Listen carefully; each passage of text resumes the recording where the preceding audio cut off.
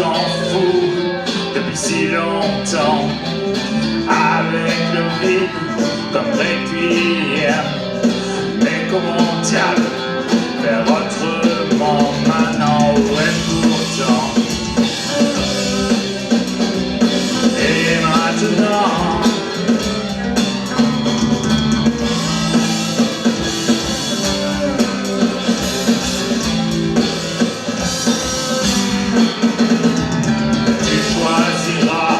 les chemins qui mènent à Jérusalem,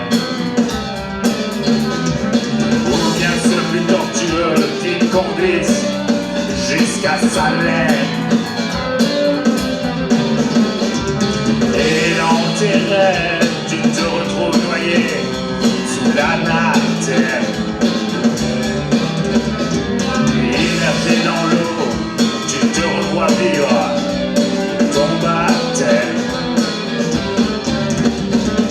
Et tu te fous de toi-même, et tu t'en fous depuis si longtemps, avec le vide comme requiem.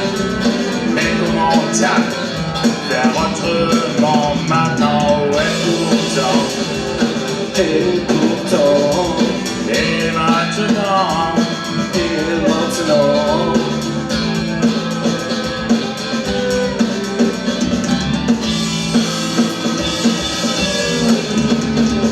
tu voudrais tant être saint du divin diadème,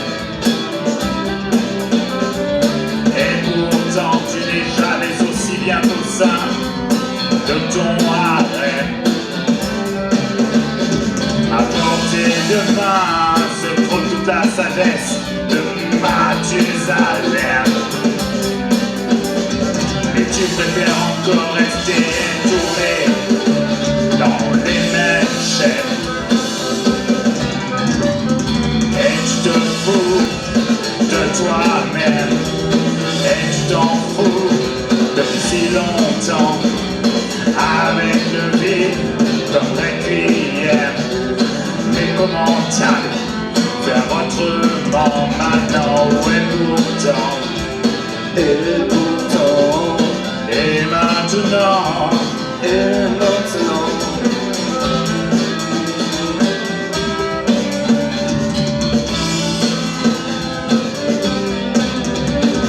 chien blanc, loup noir, assis et dirigé, ton tout est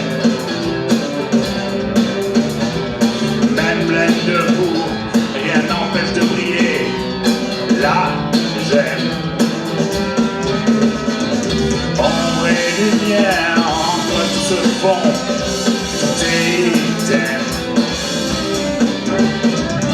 Et au final, on ne récolte que ce que l'on sait. Et tu te fous de toi-même, et tu t'en fous depuis si longtemps, avec le vide comme requiem.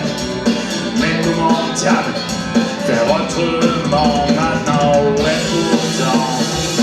Et pourtant, Et maintenant, et maintenant, et pourtant, et pourtant, et maintenant, maintenant.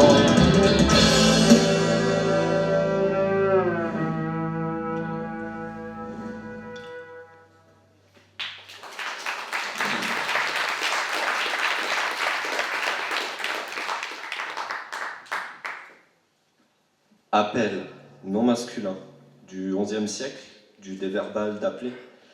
C'est une action d'attirer l'attention d'autrui par la voix, un signal sonore ou par tout autre moyen. En littérature, c'est une demande pressante, une incitation, une invitation, une attirance violente, impérieuse qu'une chose exerce sur une personne. L'appel du large, l'appel de la nature, l'appel des sens. Moi, celui que je connais, c'est plutôt l'appel du ventre quand j'entends « à table ».